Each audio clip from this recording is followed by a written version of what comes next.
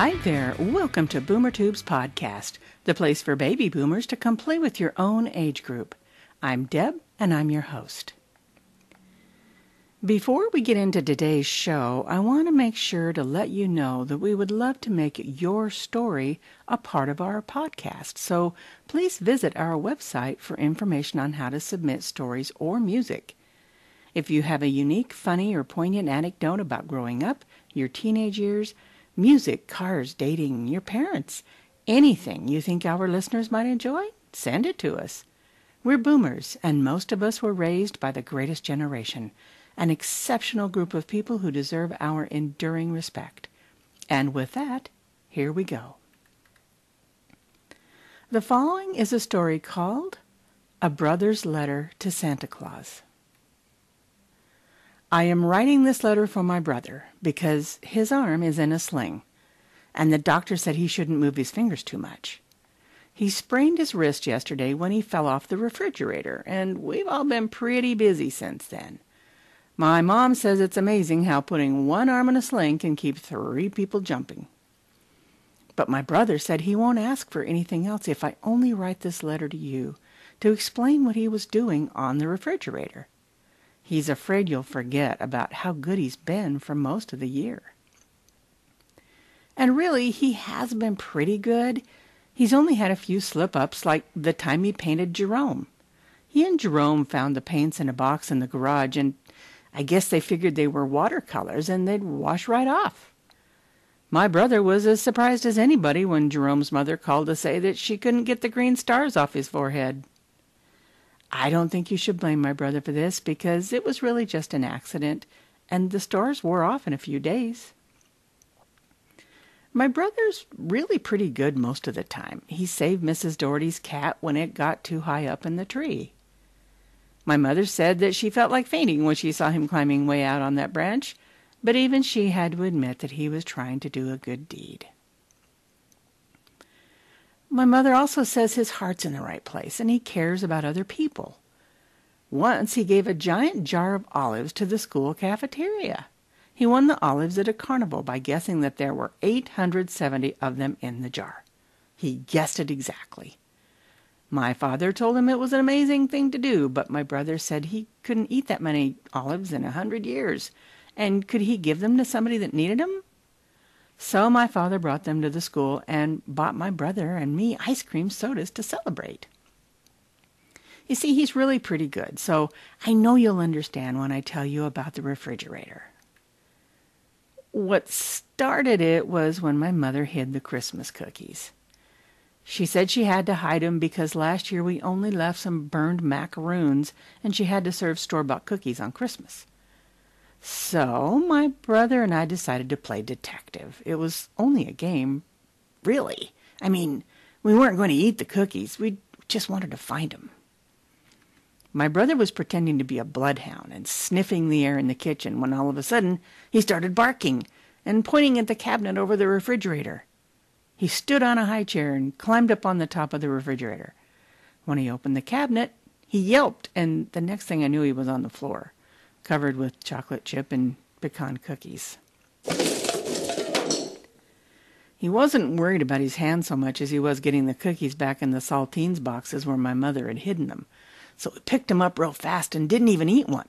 We put them back in the boxes and cleaned up the crumbs, and that's when my mother came in and my brother's hand started to hurt. So you see, it was just a detective game that he was playing, and he wasn't trying to swipe the cookies. And it was pretty smart of him to guess that they were in the saltines boxes because he knew my mother knew he didn't like saltines any more than he likes olives. So now that you know what happened, I know you'll decide to give my brother the things he asked for and not hold it against him that he fell off the refrigerator in the middle of a game. I hope that you do, Santa, because he's really a pretty good brother most of the time. But if I were you, I'd hold off on giving him the blowtorch for a while.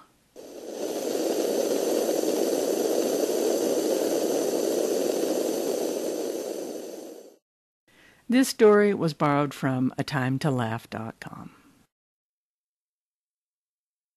If you've listened to our previous podcast, you know we like to showcase original music written and performed by our listeners. We play this episode's song here, then post it at BoomerTube, where you can download it. The name of the artist and their contact information is posted there as well. This week, we welcome back Rob Scholes to the show. Rob is a singer-songwriter from Eagle, Idaho.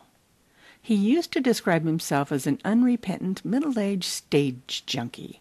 But Rob now says that the middle-aged part has left the building. Rob started playing guitar and writing songs when he was 18 because he thought it would be a good way to meet chicks. Spoiler alert, he adds, it worked. He then headlined his living room for the next 15 years. Rob got pulled, kicking and screaming, out onto the stage with his band Danskin Station in the late 80s. And the early 90s found him in a three-piece folk rock trio called River, playing the Boise River Festival, State Fair, local festivals, bars, weddings, and funerals. The band broke up in 93, and Rob played solo for the next 7 years. And in 2000, Rob and a friend formed the world-famous Hot Spittin' Llamas, and they again played various local venues and performed during a radio show with Joe Prin. Rob describes their type of music as folk and rock country beergrass. That's a new one for me.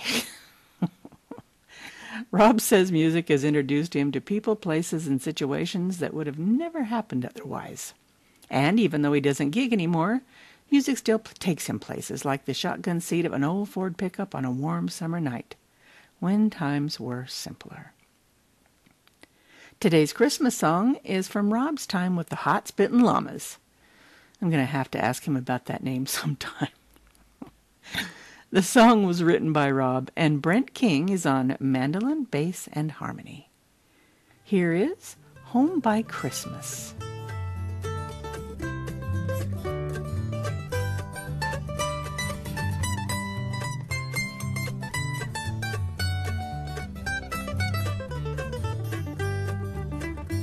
Well, I'll try to be home by Christmas morning, but this Phoenix airport's got me marking time. It's 80 in the shade and I've been thinking those snowy Idaho hills are looking fine. 'Cause Christmas isn't Christmas when you're stuck away from home. You don't have your loved one standing near. Those Arizona deserts got me feeling less than fine, so I'll try to be home by Christmas time.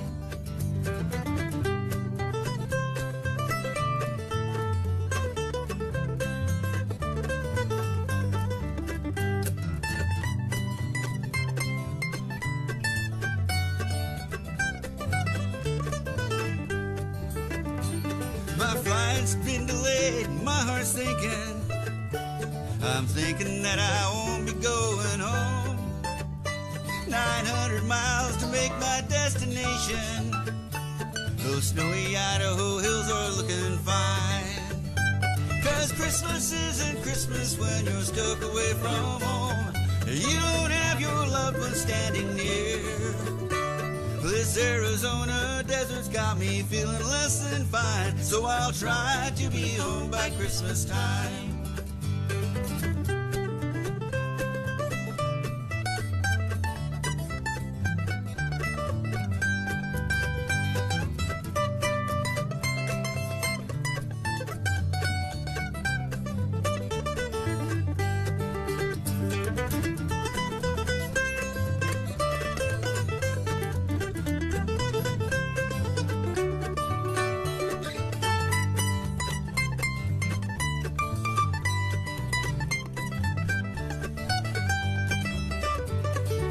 I miss my mistletoe, I miss my pumpkin pie, the turkey's in the oven, all my friends around the fire, the carolers on the front porch, and the snowman's in the yard. I'll try to be home by Christmas time. Yeah, I'll try to be home by Christmas time. Oh, I'll try to be home by Christmas time. Thanks to Rob, Brent, and the Hot Spittin' Llamas for sharing one of your Christmas tunes with us. We love to hear and play original music, so if you're listening and you're an artist, I hope this inspires you to send us yours. We like to keep it classic, like rock, country, or the blues, But if you've got a tune representing another genre or an instrumental, we would love to hear it. You'll find guidelines for submitting music to us at BoomerTube.com. Please make it a recording with a group or an instrument. Put on your best voice and let us help you showcase your work, because you never know who might be listening. And as we mentioned at the top of the program, we would love to make your story a part of our podcast. I'd love to hear from you. And if you've enjoyed our podcast, it would mean a lot to us if you would share it with your friends and family. Once again, the website is BoomerTube.com, and you can email me at deb@BoomerTube.com. Thank you so much for listening. Until next time, come play with your own age group. And from Tim and I here at BoomerTube, have a very Merry Christmas. Deb out.